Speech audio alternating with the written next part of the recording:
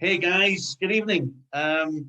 It's Tuesday, and tonight in the chair, all the way from Los Angeles, we have a living legend in the forum of Prima Donna Rising lead vocalist, Mr. Kimble Ouerbacker. Kimble, absolute pleasure to meet you, buddy. Thank you, Darren. The pleasure is all mine, truly. Great Really, to be I've been looking forward to it. So let's kick it off. Give us a bit about you. Give us your backstory. Wow. Well, the backstory goes way back, probably farther than you'd like to know. But I began the journey in Roswell, New Mexico, where I was born. And in the course of my life, I've actually lived in England for 3 years as a young lad. And I went to early school there as well for, I think, I managed a year over there when I was a young boy. But so I had a great time there, still have friends there, lived in Taiwan, lived in California, lived across the United States, Florida, DC. So I've, made the rounds, and I'm actually still here standing. So that's a good thing. Brilliant. So what about your musical career? Well, so I started as a drummer way back in when I was about third grade, and then knew right then that's what I wanted to do, for life. So I pursued that, and I remained a drummer until probably about 20, and I made the move out to California, and I got out here, and there was surprisingly a lot of people that wanted to be rock stars. So the competition, yeah, absolutely. So, but at the time it was really cool because I knew one person and barely knew them, and I just jumped out here and said I'm going for it. I loaded my van with my drums and my records, and that was about it. Early on, I ended up, back then there was this unknown guitarist by the name of Randy Rhoads, and he had a band called Quiet Riot. They couldn't get signed, so I needed to make some money, and I knew drums, and they needed a drum tech. They called them roadies back then, and so I said I'll do it. So I started working for them, probably about 2 weeks into my time here in LA, and we played. They played a club called the Starwood, great club. It's no longer there, down in Hollywood. Well, as fate would have it, there was another band on the bill that night, and some of their equipment got crisscrossed with Quiet Riot's. So I get a call the next day, hey, Kimble, can you go pick up that gear, exchange the gear out? Sure. So I go to this place, it's called SIR Studios, which is really, phenomenal. It's where all the pros go rehearse and when they get ready for tours. And so at the time, there was a band called Angel that I was a big fan of. Yep. So I pull into SIR, and it's cool because it's the old movie lot, where they have all these giant sound stages. Yeah. So for a kid, I was probably 20, I guess then. It was very exciting. So I walk into this one, and I'm looking up, and there's the complete Angel backline. And so, for a big Angel fan, oh, that was just the coolest. And back then they were pretty high up, they were riding high back then. Yeah. So I exchanged the gear, and their roadie was saying, okay, bye-bye. I'm thinking, oh, when's the band show up? So I just, kind of milled about until they show up. So there I am. They come in and introduce, we meet, and they play their full set. I'm sitting in a sofa and this giant soundstage watching one of my favorite bands. Well, I hear them talking, and Barry Brandt, the drummer, says they got a show coming up, but he doesn't have his roadie. And I said, well, I know drums. And so he said, okay, look, you come in tomorrow, tear these down, put them back up. Well, at the time I had a 27-piece set of Ludwig drums. And so I knew how to set drums, mark the spots. So I come in the next day and I'm taping everything off, marking everything, take his kit down. I put it back up. He comes in and says, well, I thought you were going to tear it down and put it back up. I said, I did. He said, you're hired. And so that started it. So we go, it was just amazing how everything just kind of fell into place. God was watching over me. And so we started tour, and it was first night Styx was the headliner. And back then they were huge. Huge, yeah. And then the Cars, and then Angel. And then the rest of the tour, it was Styx and Angel. And we played all the big venues, Madison Square Garden, the Philly Spectrum, Boston Gardens. it was a full-on 5-star first class tour. And I was just beside myself as a 20-year-old kid. I'm thinking this is going to be it. I'm on my way. Yeah, and set for life. right. This is just the start. So we go to New York City, and they're rehearsing in a studio with Blue Oyster Cult is in there. And, at the time they were super big. Oh, and before we left on tour, Angel was finishing up their album. So I get to go hang out at the, what was it called? Biggest studio in LA. I'm drawing a blank on it, but it was all the big names coming through. So for me, it was just fantastic. So I got to see Angel record their last studio album, and then we're out on the road, and I'm in, and so we're playing. It was either Boston or Philly, but the next night was Maine. I was supposed to go on the tour bus with Styx to the next show, but the roadie and Angel had different ideas. So he asked me if I'll ride with him in the equipment truck. Well, I didn't really want to, but the team thing. So I get in the truck, and about 2 hours out, he says, "Oh man, I'm just too wasted. I can't drive." And I said, "Oh my God." Well, I'm not, but I don't like to drive. So he's passing out, so I take over driving. So we're driving along, it's nighttime, and driving all night. And now we're in Maine, someplace in the mountains, and it's daylight. I'm driving this equipment truck, and all of a sudden, it's the weirdest thing. I'm hearing these angels choirs, and all of a sudden I'm outside of the truck looking in, and I watch the truck drive right off the mountain. And so we're airborne, and I'm back in the truck, as soon as that happens. So we're flying for a while. We hit down. The police calculated that we rolled 8 times. And I'm in the truck. There's no seat belts. We're just flying about. And I see donuts going around, sodas, my sunglasses. It's just crazy. It was so surreal. And then I pass out. And so as I come to, I realize, we're on our side and I can't use my arms. So I'm freaking. Then I pass out again. The next thing I know, I'm being pulled out of the truck, pass out again. The next thing I know, I'm in one of those body baskets that, they take you up the mountain. Yeah. So I'm going up the mountain. I'm kind of looking around, pass out again. The next thing, I'm in the ambulance, and I can't move my arms, and it's just incredible pain. So they take me to the hospital. Needless to say, I didn't do the show that night. Yeah, why not? I know, right? So I'm in the hospital. I know, really. So I'm in the hospital. They give me a bunch of drugs, and they check me out, and it was just all my tendons had snapped. So thank God, no broken bones, but I'm cut up, and I've got this big lump here, and I can't lift my arms above this. So they say, "Well, you're good to go." And so they said, "You better go back home." So I go back, and Angel, Felix Robinson was my roommate on the road. And so he helps me, get the shower, get dressed. And they pin my ticket to my jacket and drop me off at the airport. So I come back to California, and it was about 2 years of physical therapy. Wow. And so I'm thinking I won't be able to play drums. Well, and about a year into it, I could. And so that's when Prima Donna first began.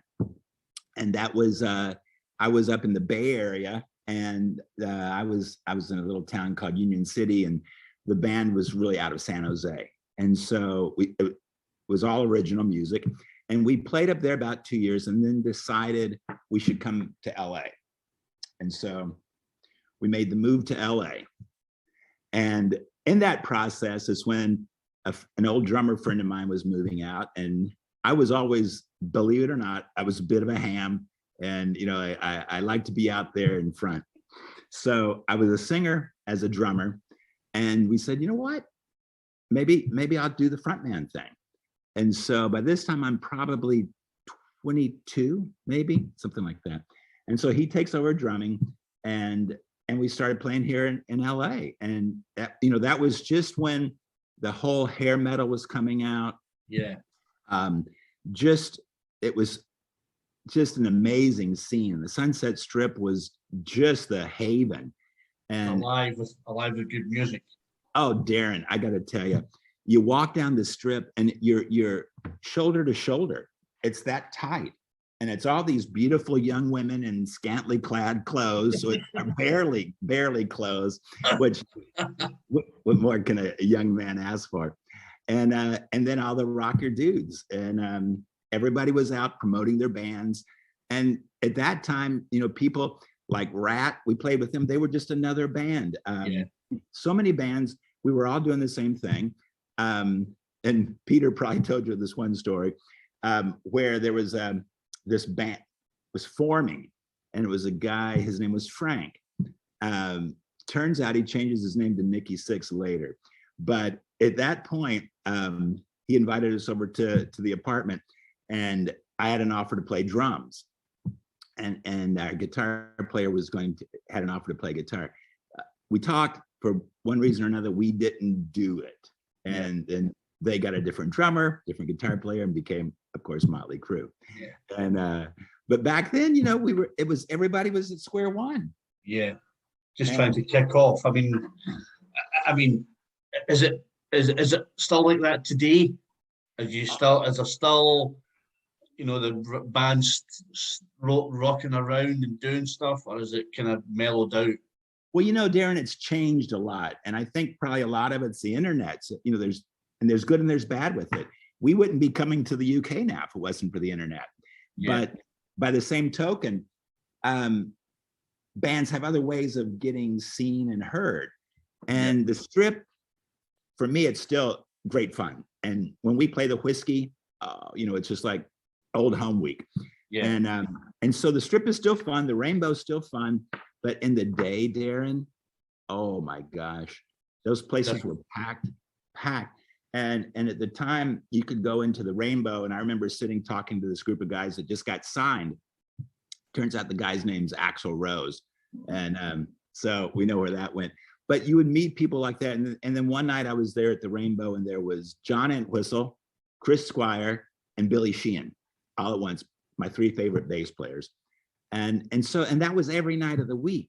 Yeah, you know, it was jumping. It was, you know, all the big rock stars were there. All of us guys that were trying to be big rock stars, and everybody, you know, was pushing their music.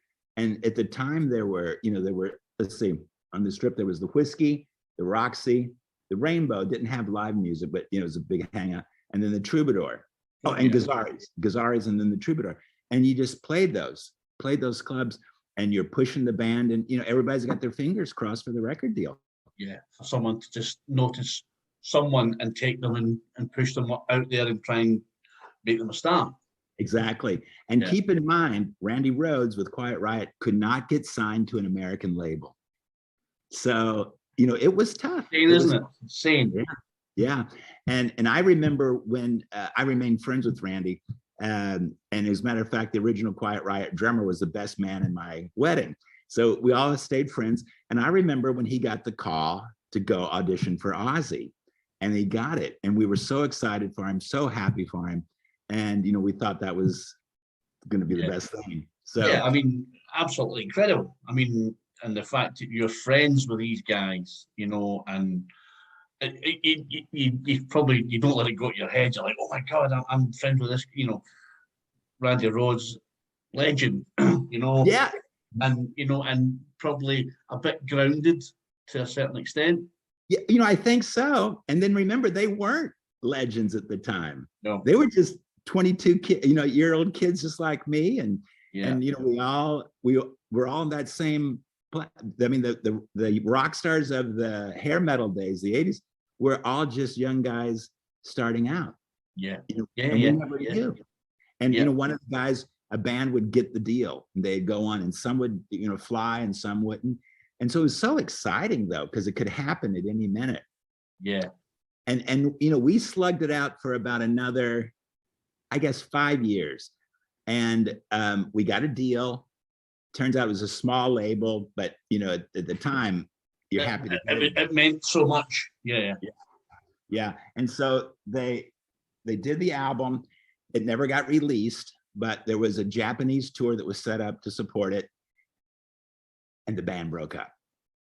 What was the reason behind that, Kimble? Was it just wasn't meant to be, or just the wrong timing? Or...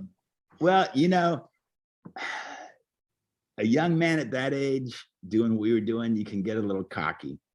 And to say that there were egos, you know, yeah. And every one of us had huge egos. And, you know, Darren, I look back on that and I look at things that I did and think, oh my gosh, you know, now I would never do that. Because I like to think I've got a little bit more wisdom, but, you know, I remember we played our last show at the Troubadour. And it was just, you know, there were things going on in the band, and it was just that night the way it was. And I just announced we're over, we're done. I would never do, you know, in retrospect, such a big mistake. But here's a question, Kimble. If you wouldn't have put an end to the band in 1985, do you think, in hindsight, and you know, and all that was going on in Los Angeles, the band would have survived? Do you think that it would, you know, because that's another thing that you look at, your hindsight is, it's not going on because I've got 4 other assholes in the band, and I'm an asshole. But do you then think, you know, let's see where it goes, and then if it crumbles, is it going to be your fault, or do you think it's best to call it quits and then possibly pick it up 37 years later? Darren, that's a fantastic question. And I've spent 40 years reflecting on that. And, you know, at the time, once you hit 30 and rock, it was kind of over if you hadn't made it by then. And I had a bunch of friends that were, say, the next level up from where I was, age-wise and kind of the wave-wise. And, you know, some were working at a t-shirt shop. You know, they didn't have the deal anymore. And I grew up, when I was in England, we were very poor. My family was super poor. And the one thing I did know is I did not want to be poor as an adult. And so I'm looking around at what's happening, trying to put a band together, thinking about the age deal. And I bumped into somebody that we had a conversation. It was an attorney. He says, "Oh, you ought to be an attorney." Don't know why, but Darren, at conversation changed my life. And so I look into it and I thought, oh, you know, I could get a better deal for the band maybe if I was an attorney. And how hard can it be, right? Yeah, 6 years in the bar. How hard can it be, Kimble? Not a problem. Right. And so that was around December. And I'm thinking the year may have been 85, maybe 85. And so I said, okay, I'll be an attorney. I didn't know anything about it. I didn't know you had to have schooling. I didn't know there was a bar at the end of it that you know, big test. I just thought attorneys make a lot of money. They don't work much. You know, how bad is it? So anyway, I got fancy cars and charge loads of money. This is the life for me. Right. And then I get the record deal. So, you know, I signed up, and I don't know, God was really smiling on me because I did really well on the entrance exams. So I didn't have to have the full prior schooling. And oh, you know, when I was recovering, I went to a local college and I got this, it's called an AA degree. It's a 2-year degree. Okay. Just out of fun, you know, it was just because I had nothing to do but recover and recuperate from the injury. And, but thank God I got it, because these several years later, that and my entrance exams got me into law school. And so I became an attorney. And you know, are you still an attorney just now? I'm sorry? Are you still an attorney just now? Are you still practicing? You know what? I retired this year. Wow. From it. Yeah. And so I didn't get into entertainment law like I should have. And so it was a long haul. And the question you asked me, Darren, I asked myself, you know, for that, whatever it was, 30, 35 years. And one thing, here's the thing about it.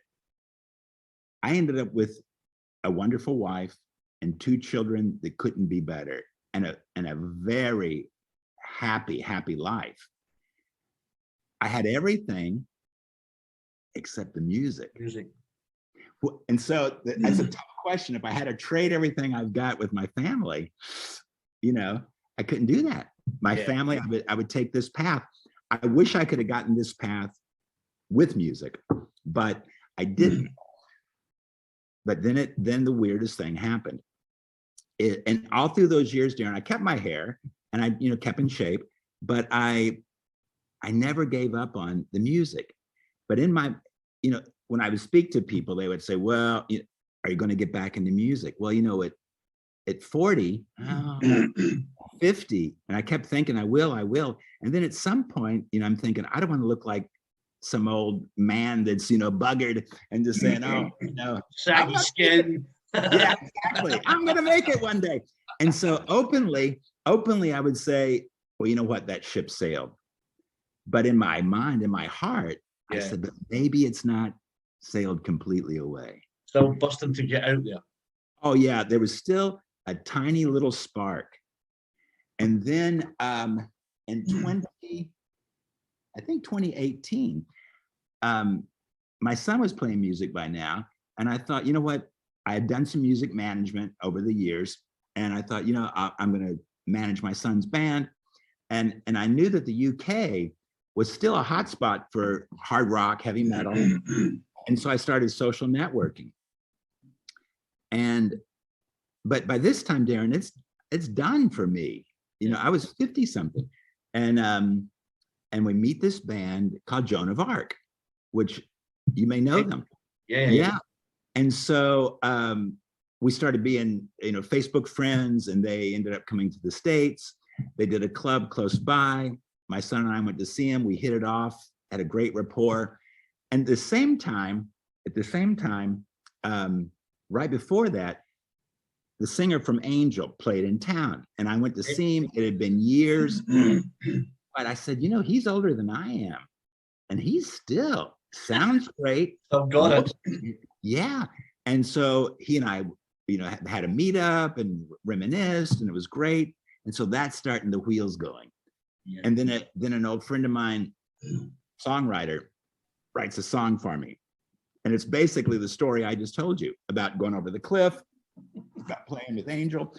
And that song is Leading Me On, which was our first single. So I recorded that song. And we put it together, and we just do a live video. And all of a sudden it starts getting some traction. And then Joan of Arc, I was talking to Shelly, and she says, well, would you guys like to open for us on a tour? Well, of course we would. Yeah. At the time, the band wasn't together. We had no promo photos. We had no videos. We had nothing. But I said, sure. When do you want it? And so, you know, I called the guys in the band, the old bass player. Yeah, he's up for it. Drummer, the singer didn't have the same drummer. And so we put the band together right away. And really in just preparation to come tour the UK. And that would have been in 2019. And instead, and that we said, we probably should play some shows here to get the rust off. And all of a sudden, the Whiskey saw the video and said, hey, I want you guys in right now. And so, and then one of the other big venues here saw it, wanted us to play. I mean, just immediately. And then we started getting media attention, the magazines, radio airplay. And our first show was at the Whiskey, direct support for Black and Blue. Then we play with the Sweet, and I mean, just a long list, Dokken, of, you know, great bands from the 80s. Yeah.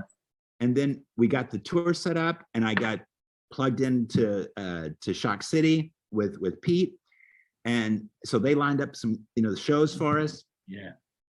And so we had about, I don't know, 12, 13 dates in the UK. And, you know, we were just beside ourselves. Super stoked to get it. I mean, you know, and unfortunately, bloody COVID derailed lots of stuff, you know. Oh my gosh. Big style.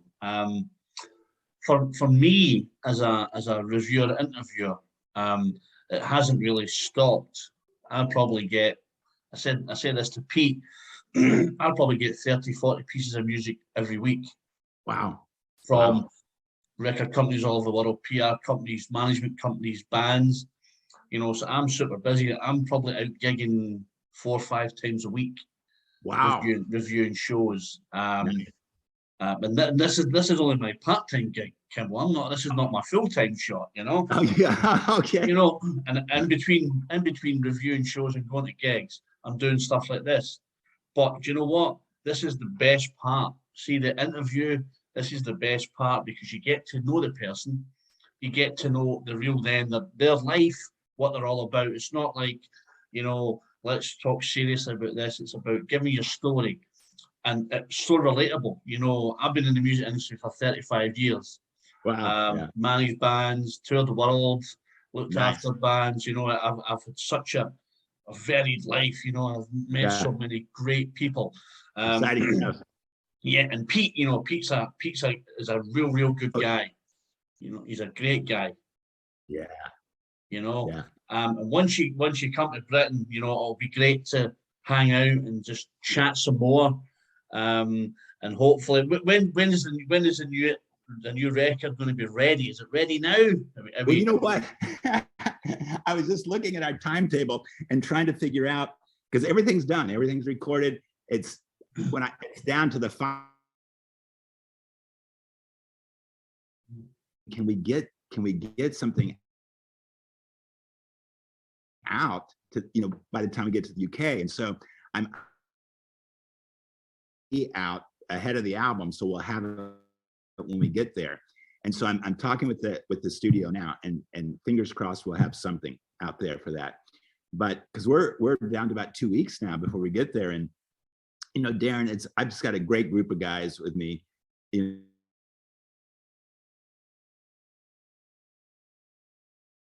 Boys, so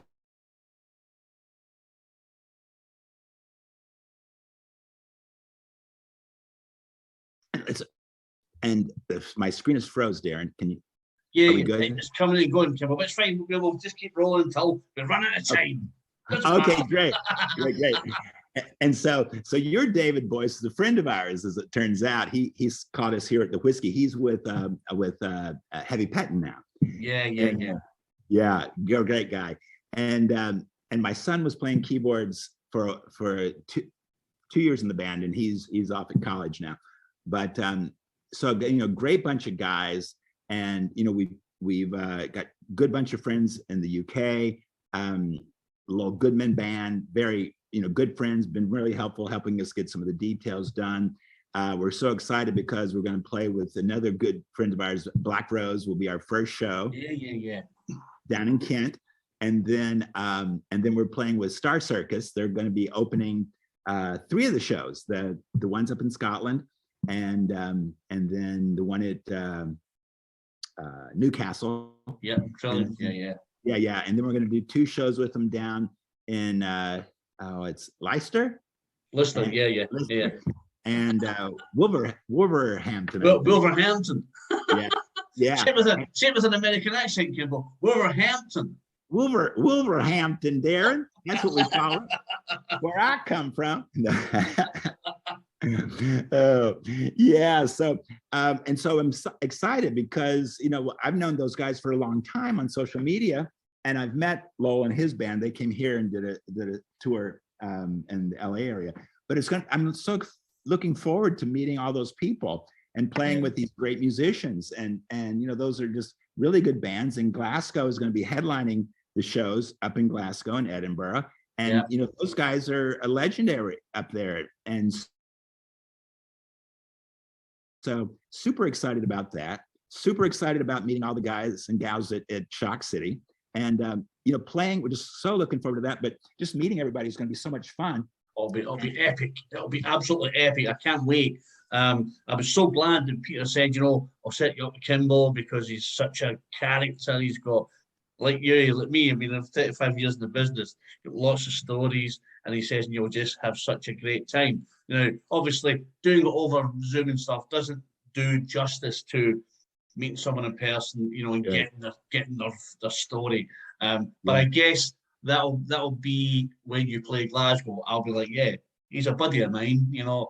And you know, and you know the good thing about this, Kimble, is that this video, it goes to Australia, it goes to all over America, it goes to Europe, you know. Oh, So nice. yeah, you know, I've got about 58 other outlets that we send it to once Oh, that's I've so cool. rendered it down, you know. So what I would hope for, or maybe ask, is if you can get me some music, Okay. send me some music, and I'll accompany it with the video. Oh, great, great. Yeah. Yeah, put that Okay, on with sure. you, and then we send it out to people. And obviously we'll do a big splash before you guys come to Britain, through Jace Media and with Peter, and we'll really get the traction going and get people into Oh, Prima Donna Rising, big that's style, so you know. great, Darren. So great. And I need to hear your stories too, my friend. Oh, 35 years around the goodness, world. Kimble, Christ, we'd be here till it was dark. Crikey, I've travelled the world. I've looked after Queen, Michael Hutchins, David Bowie, Tina Turner. Wow. I've travelled with Dire Straits on a helicopter, doing 4 cities in one day.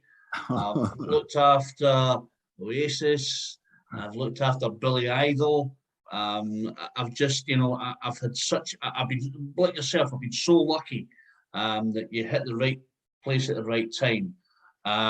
You know, and one of my funny stories, 1980, probably 1985. I'm at the Glasgow Apollo, Okay. right, with a legendary DJ called Tom Russell. I don't know if you heard of Okay. him, right? And Kiss are playing, and they've brought along Bon Jovi. Okay. Oh, yeah, yeah, yeah. John Bon Jovi's just bought Jimi Hendrix silver and red Tour. leather pants for $25,000, taking them on tour, and we're in the Glasgow Apollo, Oh. and Bon Jovi's playing, and I'm standing there, and this guy comes in and he goes, "Hey man, this place is freaking awesome." I'm like, "Yeah, it is, big man. It's great." Tom Russell's looking at me, and he's just looking at me, shaking his head. And the guy says, "Anyway, man, I have to go." I was like, Yeah. "Yeah, catch you later, big man." Off he goes. So this guy walks around the distance, jet black hair, a huge beast of a man. And Tom Russell says to me, "Do you know who that is?" No idea. So that was Gene Simmons, because they had taken off their makeup to do Exciter, no makeup on, and I'm like, brilliant. Never see him again. But you know, he Oh, said, my. "Why did you?" Because you've never seen them with the makeup off, you know, and you don't know what they look like. And I'm like, Right. Yeah. okay, I'll catch him again. But you know, you think to yourself, it's just one of those stories, you know, that you kind of can tell people. Looked after Michael Hutchins and was unfortunately injured looking after Michael Hutchins. Oh. Someone put a bottle in my throat Oh, my gosh, trying Darren. to get to him.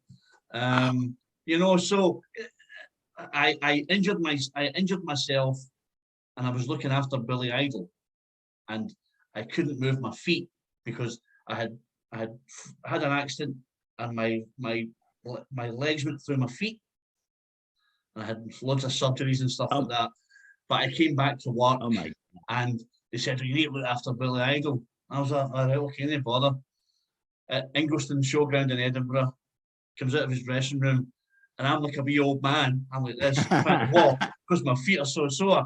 And he Yeah. goes, "Hey man, you're not going to try and catch up?" I says, "Billy, my feet are too sore." And he said, "What happens if I get into a fight?" I says, "Well, I'll be holding the coats and you can get steamed in." And he went, "Man, you're fucking useless." All right then, mate. But honestly, once you get to Britain, we'll make some time and we'll just swap some stories, and we'll get on chatting about it, and just talk about the good old days. Yeah, that'd be great. And you know, we've got some time that we're going to come up to Glasgow a couple of days ahead of time, Okay. and we're going to rehearse a day, and so we'll be around. So it'd be great if we could. Listen, it would be my absolute pleasure. We'll get that sorted. We'll have a chat. We'll get chatting away, talk about the good old days and what we can do for each other. with the power of the internet, we'll be able to get Prima Donna Rising out there into the world. Oh, that'd be so great. Anything you can do, Darren, we appreciate it. And we're a bunch of old guys out having a great time. And I love my band members, and we couldn't do it without them. And Steve's my right hand man, and our drummer, he's just phenomenal guy. And we've got just good people, like I said, Paul and Rick there, and Lowell himself, and just a bunch of good people over there that really helping. If we didn't have all of that, including Peter, of course, we wouldn't be doing it. And then absolutely. And so listen, we will get it sorted, Kimble. Not a problem. When you touch down, get in touch with Peter, and then we can arrange, and we'll catch up, and we'll sit down, and we'll shoot the breeze, and then we'll get you out there. That'd be great. Yeah, we're gonna land in Manchester, and we're gonna spend some time there with Lowell Goodman and Paul and Rick, and that's where we're gonna have our base, kind of like. Then we go down with and play with Black Rose and Kent as our first show. So super excited, and really though, we've actually got some fans there in the UK that really, without the fans, a rock band's nothing. Absolutely. Listen, you're so right. You're so right. Listen, we're about to run out of time. Okay. But listen, an absolute pleasure chatting with you, Kimble. It's so nice to meet you. Thank you for taking the time. But once you come to Glasgow or come to Scotland, we'll get sorted, and we'll have a chat. That sounds great. And I'll get you. We've got 2 songs that are out on Spotify. I'll send them over to you. Brilliant. And then if we can manage to get our other tunes, back from the mastering, we'll try to get something out on a CD before we get there. Brilliant. Yeah. So, this is Darren from Jace Media in conversation with the legend that is Mr. Kimble Ouerbacker from Prima Donna Rising. And thank you so much for your time, Kimble. We'll see you when you come to Glasgow. You're so welcome. Thank you, Darren, for giving us the time and the opportunity. My absolute pleasure, mate. You take care, and we'll speak. Love being on your show. Take care. Thank you so much. We'll speak to you soon. Okay. Cheers, buddy.